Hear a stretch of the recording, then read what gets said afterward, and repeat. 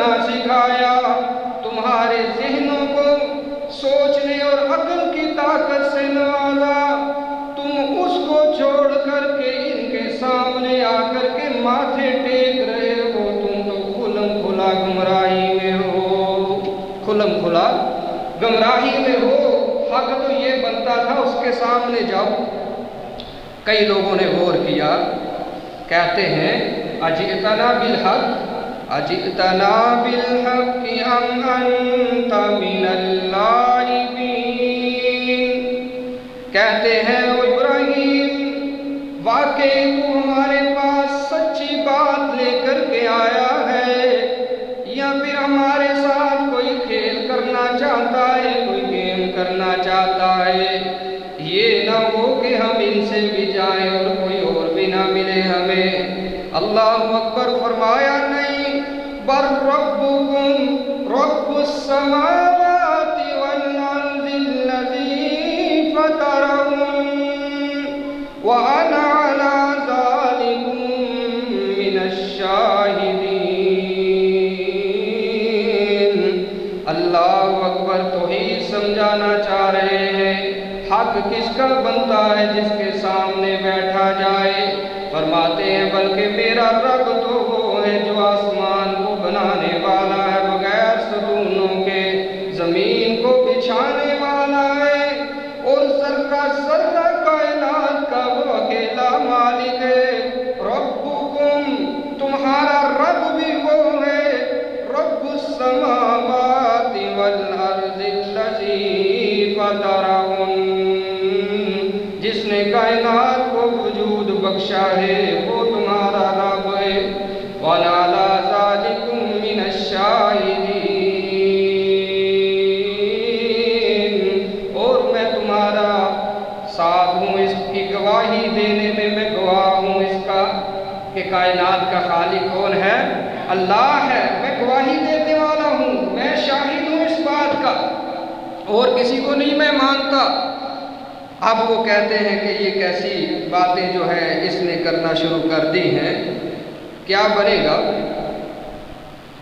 اب انہوں نے دعوت دی، ان لوگوں نے پیش کی دعوت کہ آؤ چھوڑو ان معاملات کو، تم اپنا عقیدہ اپنے پاس رکھو۔ یوں سمجھیے کہتے ہوں گے ہمارا عقیدہ ہمارے پاس رہنے دو، آؤ کھیل کود کر کے آئیں، ہماری جو سالانہ کوئی محفل لگتی ہے، کوئی جو ہے ایونٹ ہوتا ہے، میلہ ہوتا ہے، اس کے اوپر چلتے ہیں، وہاں جا کر کے خوشی کا اظہار کرتے ہیں۔ یہ کیسی باتیں، سادہ سی باتیں ہیں، بور کرنے والی، آپ اس کو اپنے پاس رکھیں۔ آج بھی کچھ لوگ کہتے ہیں اپنا عقیدہ چھوڑو نہ، کسی کو چھیڑو نہ، حالانکہ یہ بات نہیں ہے۔ انبیاء علیہ السلام جتنے آئے ہیں سب نے غلط لوگوں کو چھیڑا ہے اور سمجھایا ہے۔ چھیڑیے، سمجھائیے ادب سے، احترام سے۔ تو ابراہیم علیہ السلام کہتے ہیں فَنَظَرَ نَظْرَةً فِي النُّجُومِ فَقَالَ إِنِّي سَقِيمٌ، کہ میں بیمار ہوں۔ ستارے کی طرف دیکھا، کیونکہ وہ لوگ ستارہ پرست تھے، اوپر کو دیکھا اور کہا کہ میں تو بیمار ہوں، میں تمہارے ساتھ جا سکتا نہیں ہوں۔ اور ویسے بھی اللہ کے خلیل علیہ السلام ایسی محفل کے اندر جائیں، اللہ کے دوست، اللہ کے پیارے، یہ نہیں ہو سکتا کہ جہاں غیر اللہ کو خوش کرنے کے لیے، غیر اللہ کے لیے کچھ کیا جائے۔ میرے عزیز دوستو، تو جو توحید پرست آدمی ہوتا ہے، عقیدے کا پختہ ہے، جو اللہ سے ہی سب کچھ ہونے کا یقین رکھتا ہے، اللہ کے اوپر توکل اور بھروسہ رکھتا ہے، پھر وہ کسی اور طرف دیکھتا نہیں۔ اگر کوئی مجبور کرے تو اس کی طبیعت میں کراہت آ جاتی ہے، ناگواری محسوس ہوتی ہے۔ تو اس لیے ابراہیم علیہ السلام بھی کہتے ہیں کہ انی سقیم، میں نہیں جاتا۔ اب وہ کہتے ہیں چھوڑ دیجئے اس کو، آؤ کہیں یہ نہ ہو کہ ہم اس کو پکڑ دکڑ کر لے جائیں، تو وہاں جا کے بھی صوفی صاحب اپنا ہی کام اور تبلیغ نہ کرنا شروع کر دیں ہمیں۔ تو یہ نہ ہو سال کے بعد جو ہماری یہ ایونٹ آتا ہے بڑی مشکل سے، خوشیوں کا ایک بہانہ ہے، یہ نہ ہو کسی کی باتوں میں وہ بھی جو ہے وہ مست ہو کر کے رہ جائے۔ کہتے ہیں اس کو چھوڑو، آؤ وہیں چلتے ہیں۔ جاتے ہیں تو ابراہیم علیہ السلام اب قسم اٹھاتے ہیں کہ تم جاؤ، پھر میں دیکھتا ہوں، پھر آ کر کے ذرا دیکھنا کہ کیا تمہارے معبودوں کے ساتھ ہوتا ہے۔ یہ بھی ایک دعوت کا انداز تھا، کیونکہ اس سے پہلے سمجھا چکے تھے باتوں باتوں میں، اب مختلف زاویوں سے ابراہیم علیہ السلام قوم کو سمجھانا چاہتے ہیں۔ فرمایا وَتَاللَّهِ لَأَكِيدَنَّ أَصْنَامَكُمْ بَعْدَ أَن تُوَلُّوا مُدْبِرِينَ، اللہ کی قسم تمہارے پیٹ پھیر کر چلے جانے کے بعد میں ضرور ضرور تمہارے بتوں کے ساتھ ایک تدبیر کروں گا، ایک چال چلوں گا۔ پہلے نمبر پر یہ تو نوٹ کر لیجئے نا، خلیل علیہ السلام نے قسم اٹھائی ہے کس کی؟ اللہ کی قسم اٹھائی ہے، غیر اللہ کی قسم نہیں اٹھائی۔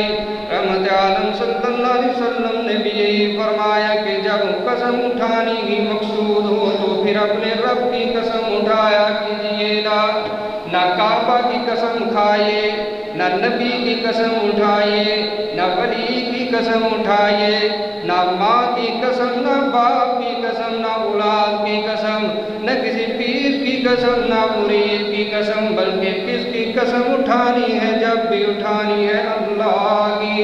فرمایا وَتَاللَّهِ لَأَكِيدَنَّ أَصْنَامَكُمْ بَعْدَ أَن تُوَلُّوا مُدْبِرِينَ فَجَعَلَهُمْ جُذَاذًا إِلَّا كَبِيرًا لَهُمْ لَعَلَّهُمْ إِلَيْهِ يَرْجِعُونَ۔ پھر اس نے ان کے بڑے بت کے سوا سب کو ٹکڑے ٹکڑے کر ڈالا تاکہ وہ اس کی طرف رجوع کرے۔ خلیل علیہ السلام نے ایک کلہاڑا پکڑا، جتنے بت تھے مفسرین نے لکھا ہے 67 بت تھے، 33 ادھر 33 ادھر، اور درمیان میں ایک بڑا بت جو تھا سب کا وہ کھڑا تھا۔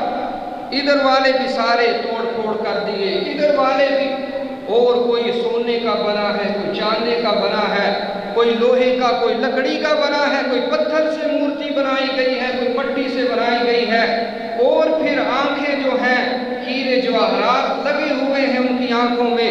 حضرت خلیل علیہ السلام نے سب کو توڑ دیا اور بڑے کے کندھے کے اوپر کلہاڑے کو رکھ دیا۔ وجہ کیا تھی کہ آئیں گے تو اس کی طرف رجوع کریں گے، ہو سکتا ہے سمجھ جائیں کہ یہ بڑے نے ہی کچھ کر دیا، کیونکہ سوغاتیں قسم قسم کی رکھ کر کے گئے تھے، پراتیں، تھالیاں، پلیٹیں، ان کے اندر کھانے تھے، نذرانے تھے، نیاز تھی، یہ سارا کچھ اس کے اندر موجود تھا۔ عزیز دوستو، تو انہوں نے کہا کہ اس کی طرف آ کر کے لپکیں گے کہ گویا اسی نے لڑائی میں یہ میدان مار دیا ہے۔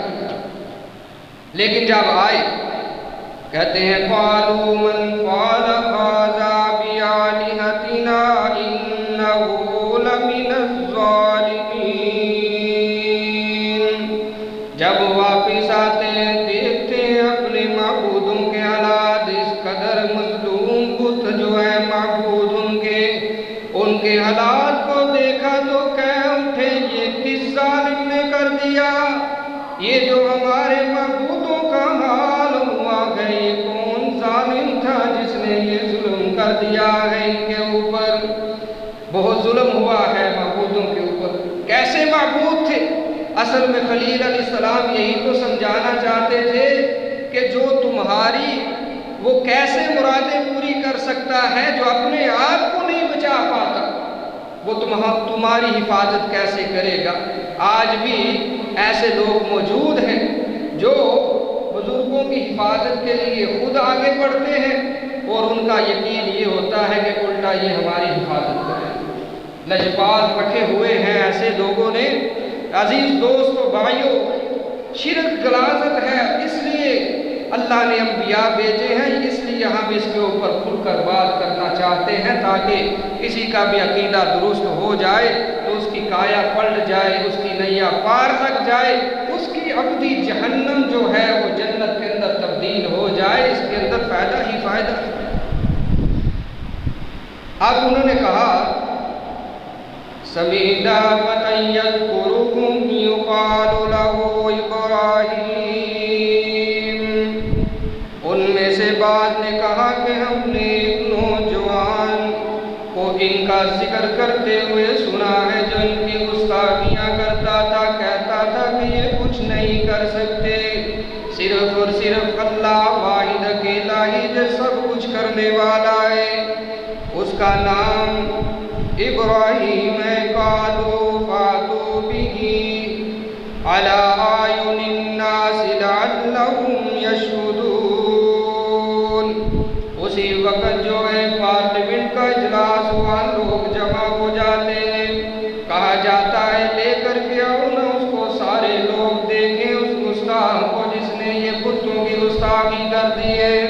قالوا انت فعلت هذا بآلہتنا یا ابراہیم۔ اب ابراہیم علیہ السلام کو لایا جاتا ہے، قوم کے سامنے پیش کیا جاتا ہے، تو پوچھا جاتا ہے اے ابراہیم کیا تو نے ایسا کر دیا ہے، یہ سارا کام تم نے کیا ہے؟ ابراہیم فرماتے ہیں بل فعلہ کبیرہم ھذا فاسألوہم ان کانوا ینطقون،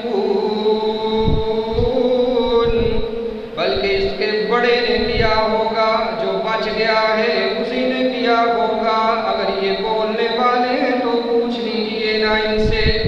یہاں پھر جو ہے دعوت پیش کر دی ابراہیم علیہ السلام نے، یعنی ان کے دماغ میں یہ ڈالنا چاہتے تھے کہ یہ نہیں بول سکتے، یہ نہیں کچھ کر سکتے، ان کے سامنے نہ آیا کرو، نہ گڑ گڑایا کرو، نہ ان کے سامنے اپنی نظر و نیاز چڑھایا کرو، آؤ اکیلا جو ہر وقت سننے والا، سمجھنے والا، تم جب پکارو گے وہ تمہاری آواز کے اوپر لبیک کہنے والا، تمہیں جواب دینے والا، یہ تمہیں جواب نہیں دے سکتے، یہ نہیں بول سکتے، آؤ اس کے سامنے جو اپنے بندے کی انتظار میں ہوتا ہے، کب میرا بندہ آئے اور میں اس کا جواب دوں۔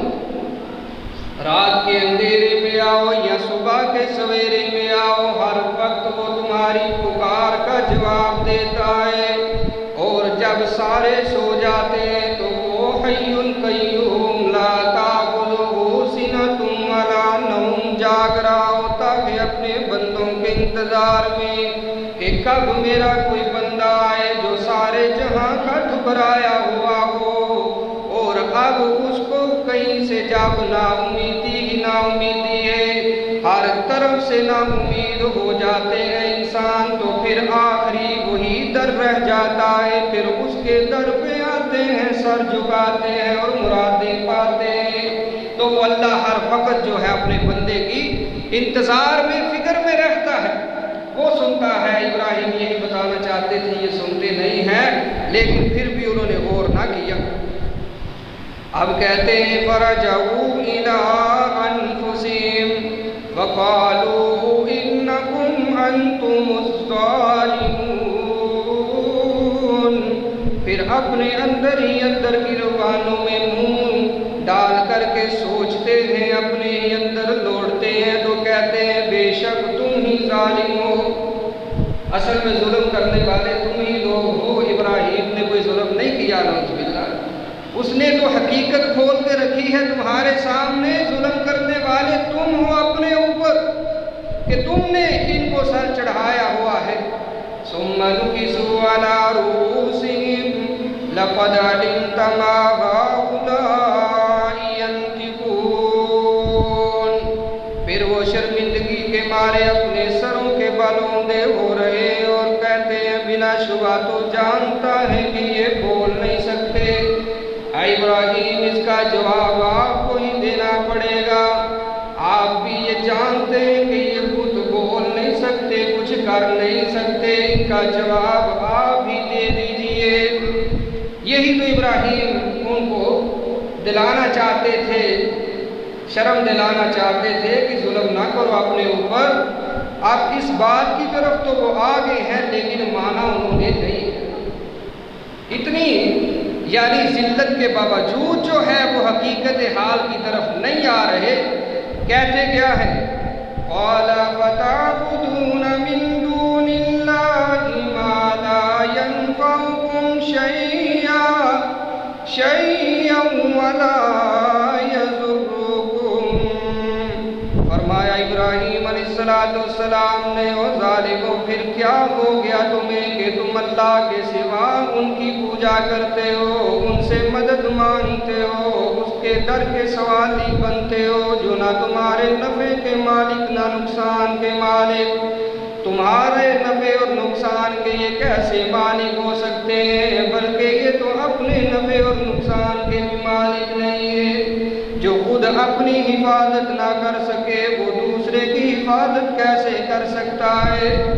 फिर दिन रात तुम्हारा रब तुम्हें गारंटियाँ देता है कि आओ मेरी तरफ लौट करके आओ ना, आओ जो कुछ तुम्हें चाहिए वही दूंगा, हिफाजत चाहते हो तो हिफाजत दूंगा, औलाद चाहते हो तो औलाद दूंगा, मईशत कमज़ोर है तो सूद को छोड़ करके मेरी तरफ रुजू करो, मैं तुम्हें देने वाला हूँ। आजकल हमारे सियासतदान कहते हैं IMF के अलावा हमें कोई मुंह लगाने को तैयार नहीं है, तो हम क्या करें। अल्लाह अकबर। बुतों से तुझे उम्मीदें और खुदा से ना उम्मीदी बता, और काफरी क्या है। और काफरी क्या होती है कि अपने रब की तरफ तुझे उम्मीद ही नहीं, तवक्कल नहीं, भरोसा नहीं है। वो तो कहता है अगर तुम मेरे ऊपर तवक्कुल करना शुरू कर दो, जिस तरह तवक्कुल करने का हक है, तवक्कुल करने का हक है, करना शुरू कर दो, ला रज़क़कुम कमा यरज़ुक़ुत तय्र, फिर मैं तुम्हें ऐसे ही रिज़्क़ दूंगा जिस तरह मैं परिंदों को रिज़्क़ देता हूँ। जिस तरह परिंदे तवक्कुल करते कभी जोड़ते नहीं है, अल्लाह अकबर, और कभी भूखे अपने घोंसलों में वापस भी नहीं आते। हजरत इंसान को इतनी अकल दी है अल्लाह ने, लेकिन फिर भी मारा मारा फिरता है, नजर आता है।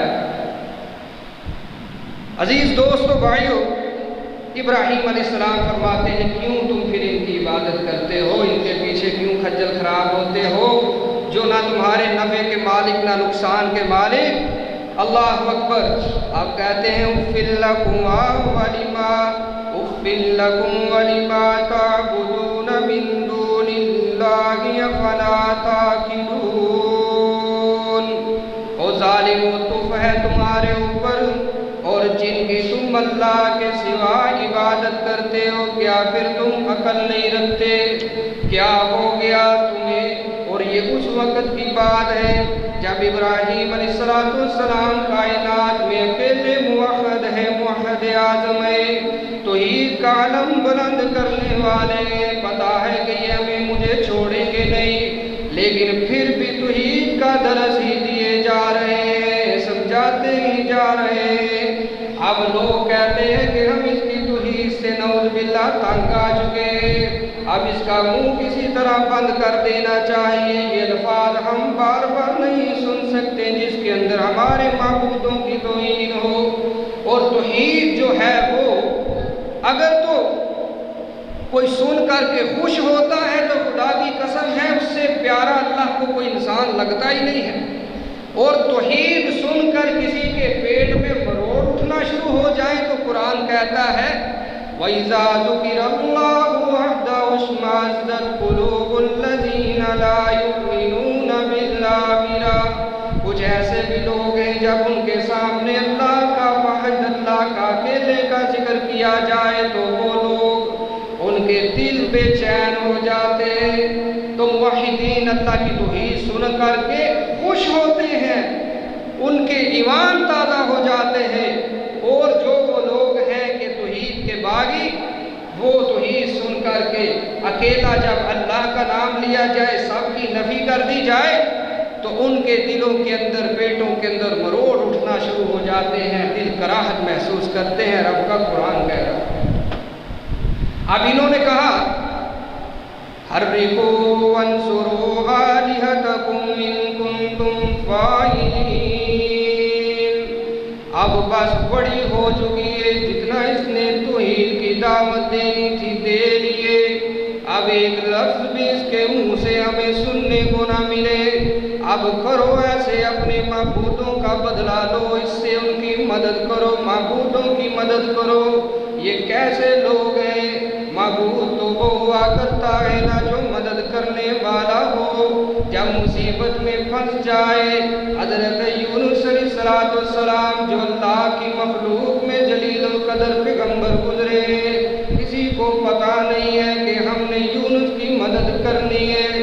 اللہ اکبر، لیکن اب اللہ نے اپنے بندے کو بلایا نہیں۔ مچھلی کے پیٹ میں بھی مدد کرنے والا جو ہوتا ہے وہ سچا الہ ہے۔ سچا الہ کون ہے؟ سچا معبود وہی ہے جو ہر لمحے اپنے بندے کے انتظار میں ہو کہ کب میرا بندہ مجھے مدد کے لیے دو لفظ بولے اور میں اس کی مدد کرنے کے لیے تیار ہو جاؤں، مدد کر کے دکھا دوں۔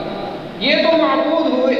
یہ کیسے معبود ہیں کہ جن کو خود ہی مدد کی ضرورت پڑ گئی ہے؟ تو کہتے ہیں بس پہ اس کو جلا دیا جائے، اس کو اب رہنے نہیں دینا۔ پھر انہوں نے ایک بہت بڑا قلعہ جو ہے عمارت تعمیر کروائی کہ جس کے اندر اتنی بڑی آگ جلائی جائے کہ کائنات میں اس سے پہلے کہ کہیں اتنی آگ ہی نہ جلی ہو۔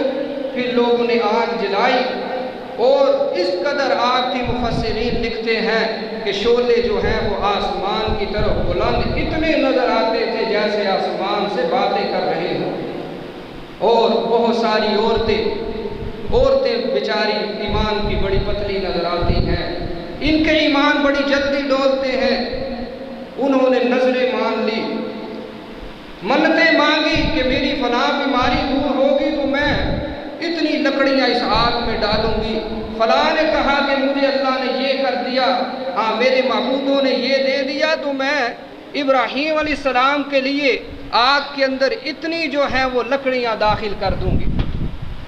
یہ ان لوگوں نے وہاں پر منتیں مانگنا شروع کر دی۔ آگ جلائی گئی، اتنی آگ تھی۔